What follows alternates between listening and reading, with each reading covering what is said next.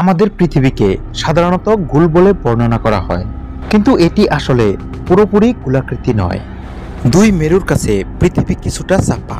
কাজেই আরও সঠিকভাবে বলতে গেলে পৃথিবী আসলে উপভূতলাকার। আর সব গ্রহের মতোই মাধ্যাকর্ষণ শক্তি এবং নিজের অক্ষের উপর ঘূর্ণনের কারণে সৃষ্ট কেন্দ্রাতিক শক্তির প্রভাবে মেরু অঞ্চল কিছুটা চ্যাপ্টা আর নিরক্ষ অঞ্চল কিছুটা চওড়া। এ কারণেই বিষুবরেখা বরাবর পৃথিবীর ব্যাস এক মেরু হতে অন্য মেরু বরাবর ব্যাসের চেয়ে 43 কিলোমিটার বেশি। পৃথিবীর 70% পানি। পৃথিবীতে পানি আছে কঠিন, তরল এবং বায়বীয়, এই তিনটি আকারে। এছাড়া বিশ্বের উপরিভাগের 3/4 পানিতে ঢাকা, যা আছে হিমবাহ, জলাভূমি, লেক, নদী, সাগর কিংবা মহাসাগরের আকারে। তবে বিশ্বের পানির 97% মহাসাগরের লবণাক্ত পানি। স্পেস বা মহাকাশের শুরু যেখান থেকে, বিশ্বের 100 কিলোমিটার উপর থেকেই স্পেস বা মহাকাশের শুরু। বায়ুমণ্ডল ও মহাকাশের যে সীমানা, সেটি পরিচিত কারমান লাইন হিসেবে, যা সমুদ্র সীমার 100 কিলোমিটার উপরে। বায়ুমণ্ডলে যেসব পদার্থ আছে তার 75% কিন্তু সমুদ্র সমতল হতে প্রথম 11 কিলোমিটারের মধ্যে। পৃথিবীর কেন্দ্রভাগ গঠিত মূলত লোহা দিয়ে। সৌরজগতের পৃথিবী হল 5ম বৃহত্তম গ্রহ। পৃথিবীর সবচেয়ে অভ্যন্তর ভাগ একটি নিরেট বলের মতো বলে মনে করা হয়। এটির ব্যাসার্ধ প্রায় 1200 কিলোমিটার। এটি মূলত লোহা দিয়ে গঠিত, যা এর ওজনের প্রায় 85%।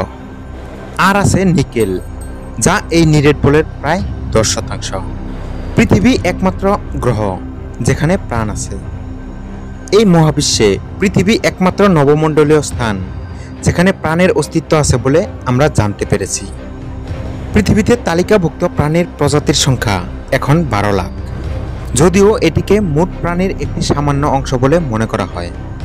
2011 সালে বিজ্ঞানীরা ধারণা দিয়েছিলেন যে প্রাকৃতিক বিশ্বে প্রায় 87 লাখ প্রজাতি আছে সব মিলিয়ে।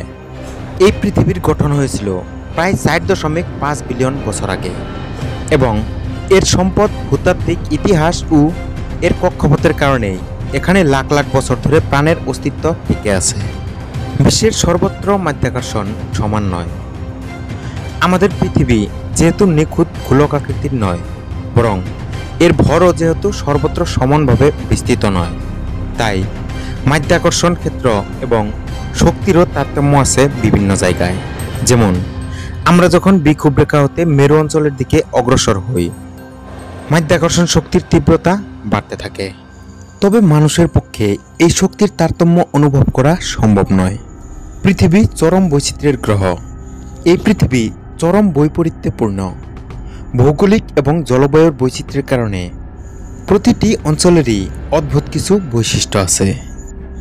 পৃথিবীর উষ্ণতম স্থানের দাবিদার অনেক অঞ্চল আছে, তবে যুক্তরাষ্ট্রের ডেথ ভ্যালিতেই এই পর্যন্ত বিশ্বের সর্বোচ্চ তাপমাত্রার রেকর্ড করা হয়েছে।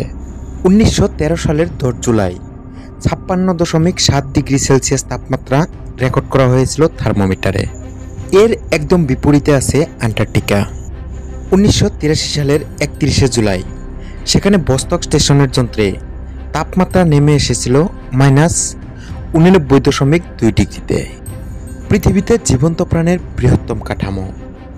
অস্ট্রেলিয়া উপকূলের দ্য গ্রেট ব্যারিয়ার রিফ হল পৃথিবীতে জীবন্ত প্রাণের একক বৃহত্তম কাঠামো। এটি এত বড় যে মহাকাশ থেকেও এটি দেখা যায়। প্রায় 2000 কিলোমিটার বিস্তৃত এই রিফে অসংখ্য সামুদ্রিক প্রজাতি বাস করে। 1981 সালে ইউনেস্কো এটিকে বিশ্ব ঐতিহ্য হিসেবে ঘোষণা করেছে। সৌরজগতে একমাত্র পৃথিবীতেই সক্রিয় টেকটনিক প্লেট আছে। পৃথিবী হচ্ছে একমাত্র গ্রহ যেখানে সক্রিয় টেকটনিক প্লেট বিদ্যমান। এই প্লেটগুলোর নড়াচড়ার কারণে পৃথিবীর ভূপৃষ্ঠ ক্রমাগত পরিবর্তিত হচ্ছে। পৃথিবীতে পাহাড় পর্বত গঠনের পেছনে এই প্লেটগুলোর ভূমিকা আছে। এগুলোর কারণেই ভূমিকম্প হয়, আগ্নেয়গিরি থেকে অগ্ন্যুৎপাত হয়। আবার এই প্লেটগুলো পৃথিবীর তাপমাত্রা নিয়ন্ত্রণে গুরুত্বপূর্ণ ভূমিকা পালন করে। কার্বন ডাইঅক্সাইডের মতো গ্রিনহাউস গ্যাসের রিসাইকেলিংয়ে সহায়তা করে।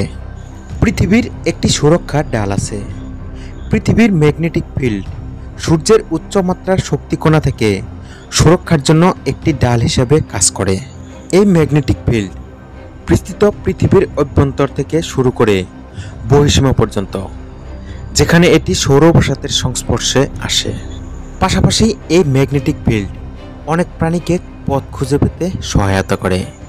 আমাদেরকেও কম্পাসের মাধ্যমে দিক নির্ণয়ে সাহায্য করে এটি।